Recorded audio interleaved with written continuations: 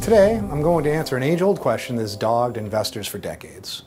How many stocks should I have in my portfolio? The truth is, it depends. And the question is, what are you really investing for?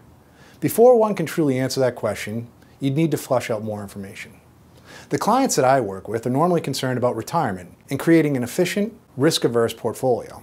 In that case, I'd recommend owning thousands of stocks, where you'd want a properly diversified global portfolio that would be made up of 12 to 16 different asset classes. Finding the next Google would be great, but for the majority of investors, that's never going to happen. So you're better off focusing on asset allocation. Maybe you can solve your needs with one stock, maybe it takes 1,000 stocks.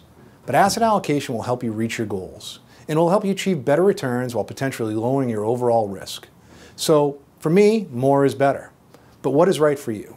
If you're interested in putting together a financial plan with a properly diversified portfolio, give me a call. My name is Robert Canavan. I'm a certified financial planner and I work for Pure Financial Advisors.